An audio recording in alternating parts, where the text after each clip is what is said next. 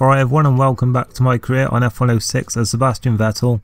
In the previous race he got his first points finish, in fact, in only his second race. And we're going to look at the drivers table now as a bit of a recap, and it's the two McLarens at the top of the standings then, thanks to Kimi Raikkonen's win. And there you can see Sebastian Vettel down in P11 there, an impressive point in only his second race as we said. And of course Toro Rosso's first ever points as well in only their second Grand Prix.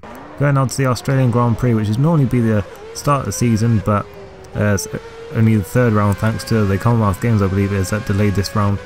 But here in Q1 then, Vettel struggling a bit. He was only 18th going into the final few minutes, but he managed to improve to 14th place with his best time, which was a 28.4, and for the third race in a row he gets through Q1 then, which is impressive as he's beaten Liuzzi in every single qualifying session so far. That's 3 out of 3 then, and on to Q2 now. And he's obviously going to struggle a little bit more here as he's failed to get through in both Bahrain and Malaysia.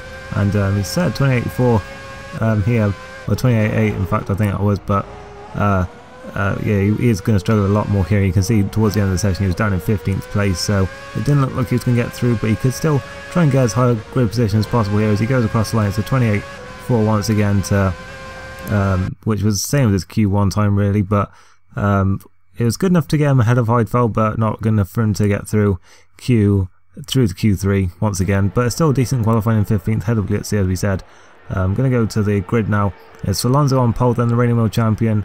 He's had a bit of a lacklustre start to the season, but much more of an improvement there. The championship leader there, Kimi Raikkonen, was 4th.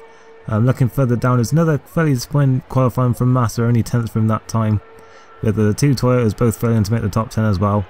And Heidfeld continuing that quite disappointing start to the season. He's once again by his teammate. Can see Sato there splitting the two Midlands, and it was E-Day rounding out the 22-man grid once again. So we're just waiting for the race to start now. Should be an interesting race, this one. It doesn't look like it's going to rain, looking at that clear blue sky there. But on the grid now then, just waiting for the lights to go out now.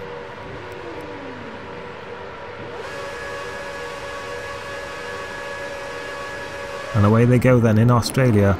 Looks like Vettel's got a decent start here once again in the second phase. He seems to have gained most of the time. He's got past Trulli and Rosberg there. He's looking to the outside now. He's a bit cautious though, and that allows Trulli back through. So yeah, maybe a little bit too cautious there from Sebastian, but looks like he's got a good run on Trulli now, back down towards turn 3. And on the inside he should be able to get him here. But Rosberg there diving down the inside, and Trulli almost trying to go back on the outside, but not quite. But Nico Rosberg there diving at the inside, and he's so Vettel there losing a place and then gaining one back as Trulli, he got past Trulli, but yeah, up into 14th place from then. And it seems there is a rope tie between Rosberg and Vettel's car, because in all 3 of the races so far they've been battling, and this is just what people wanted to see really, the two rookie Germans, both with a lot of promise, battling it out. So that's really what people wanted to see, and they've been treated to it so far. Vettel's back at the inside now then, up into P13. He's looking at that BMW Sauber ahead of him now. The car he could have been driving this season, but obviously only as a test driver, so I think he'll be glad that Toro Rosso came into giving that drive. But it looks like he's under pressure once again from Rosberg now into turn 13 I believe this is, but he's run very wide and that's allowed Rosberg back through. He's dropped down to 14th place now then, but he's still got a good run though out of the third to last corner there, and looking into the penultimate corner he just couldn't find a way past there, but he did look pretty quick into those final few corners and heading around the final corner now. He looks like he's got a very good run actually on the exit. Almost running straight into the back of the Williams there, but he's got a very good run, and down the pit straight it looks like he's going to be ahead towards turn 1. In fact he's already got the move done, and into turn 1 then he's 13th then at the end of the first lap, so pretty good start then from 15th. And we're going to skip now, and unfortunately the battle between Vettel and Rosberg was cut short this time, because you're about to see that Cosworth engine letting go in the back of the Williams. So unfortunately for Rosberg, he is out of the race, and it's unfortunate for all those who wanted to see another good battle between Vettel and Rosberg. But skipping to lap 4 then, and Vettel is still all over the back of Ralf Schumacher. He's looking racy once again here, and it's good to see Vettel once again showing some promise here, attacking the Toyotas as he did in Malaysia. Of course, a bit of a couple of incidents with Jarno Trulli in that race as he was battling him for position, but it looks like it's stayed clean so far between the two Germans here, as Vettel's lining up Ralf Schumacher. He's going to try and go around the outside here as they approach this fast chicane. It's going to be A brave move running outside, but looks like he's managed to force Ralph Schumacher off the racing line. It's a nice move running outside, and Vettel's up into P12 for now, but he's run very wide on the exit, and that could allow Ralph to come back at him, and Vettel slid a bit on the oil. That's going to have cost him a little bit of time. And running wide once again to that corner, and Ralph Schumacher going straight for that gap and up into P12. So looks like Vettel's not quite as confident into that corner, but it looks like he's got a good run through his final few corners once again, like he did with Rosberg before. But he couldn't pull off anything there, and we're going to skip now to the next lap where he had a much better chance. As a little bit of contact there, and Ralph Schumacher could run wide. There's a bit of wheel banging. Vettel's going to dive down the outside. And looks like he's just about managed to force his Toro Rosso around the outside there. A nice move. He's back up into P12 for now.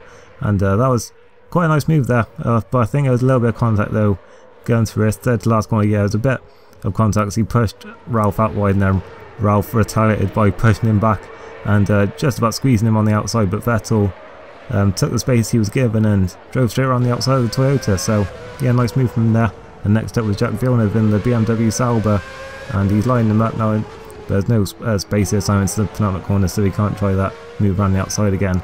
But he is very close from out of the final corner. He's got a very good run in fact, and they're going side by side down the straight, but it just looks like the that restricted V10 Cosworth is a lot faster than that V8 BMW there, and Vettel is straight passed into P11 then. So looking like another good race so far for Vettel, as not much else happened after that until the pit stops, and Vettel comes in now then, and yeah, he'll be open for another good stop here. It was good stop in Malaysia for him. In fact, he did one less stop than the rest of the field, of course, because everyone else came in for intermediate tyres when it started to rain.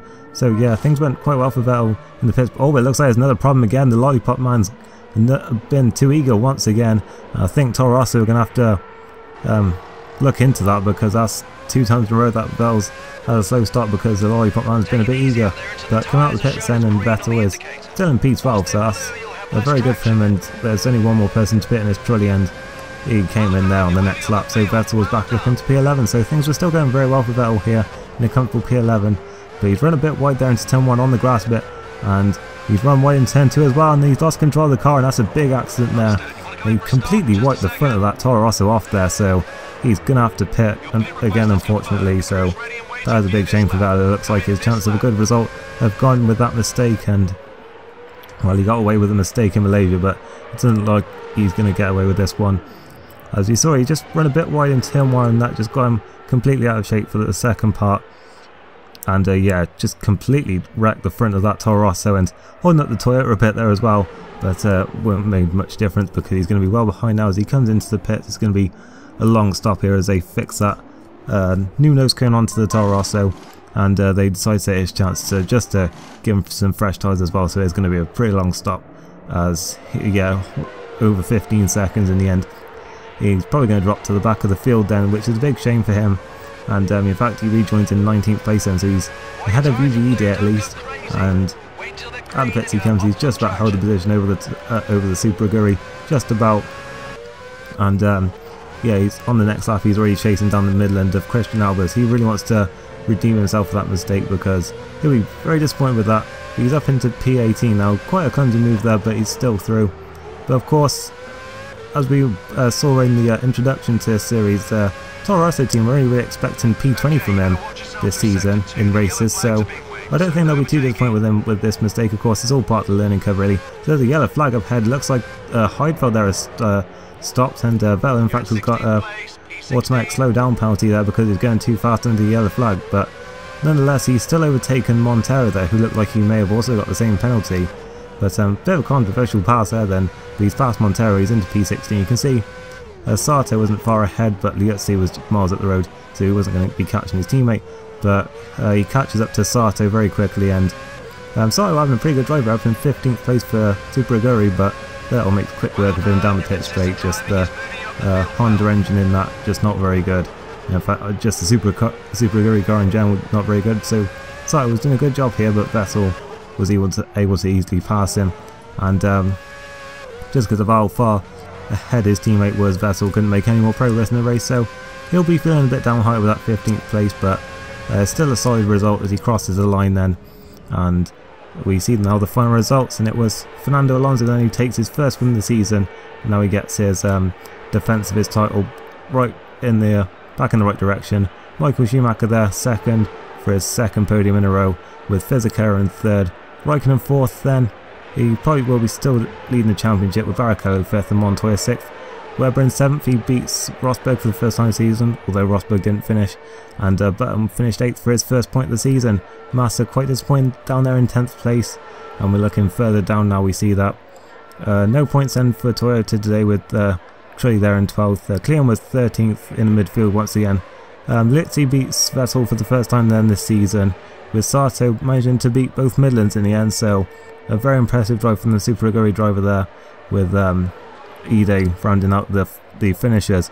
Disappointing day for BMW Sauber then, with both Heidfeld and Villeneuve failing to finish, and so did Nico Rosberg there in the Williams. So yeah, 3 retirements in the end. And now we're going to look at the standings, and of course it was Alonso then who took the most points today, and that moves him back up into second place and in the standings, with Raikkonen still leading with a nice 5-point lead there.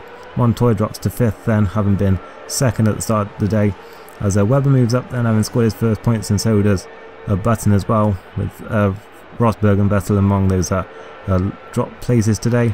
Liuzzi and Heidfeld both dropping as well there, down 17th and 18th, and it's still Albers, Sato, Montero and Ide down at the bottom there. Renault scoring the most points in the constructors today, but not much change around at the top of the table. So the only real change then was Williams overtaking Toyota, but Renault do close up quite a lot to McLaren today, and it's still BMW, Midland and Super Aguri that round out the 11 teams then. So heading back now to the Toro Rosso motorhome then, and let's see what the team have to say about that. I don't think, as I said before, I don't think they'll be too disappointed with that, because they were really expecting 20th place then from Vettel this season, and yeah, they're not disappointed at all really. They're actually very happy, and in fact they're saying there that Liuzzi has the greatest respect from him. So yeah, he's getting respect from the #1 driver then. That's good work from Sebastian, and it's good to see that the team aren't going to be too hard on him from that little mistake there. But it looks like he's got a team ability test now, because he is the second driver, so he does have to make sure that he's up to speed with the test driver, of course. But it doesn't seem that's the case now. He's got an email and new position then, and he's been promoted. You have considerable skill on the racetrack, and we feel it's time to give you a shot in the first driver's seat. Your first competitive race in the new position will be at Imola. So how about that then? They've decided they're going to drop Liuzzi, and now Vettel's going to be the #1 driver alongside his new teammate, which will be Scott Speed, the American, who was bumped down to the test driver role after they decided to bring in Vettel at the last minute. So yeah, it's a bit of a surprise there for Vettel. Only 3 races in, he's been promoted to the #1 driver. But now we're going to turn our attention then to the San Marino Grand Prix, Toro Rosso's first home race of the season then. Of course they'll have Monza later in the season as well. So yeah, we're hoping for a good result there. But if you enjoy this race, then make sure you leave a like on the video, and I'll see you next time then for Imola. Thanks for watching, and goodbye.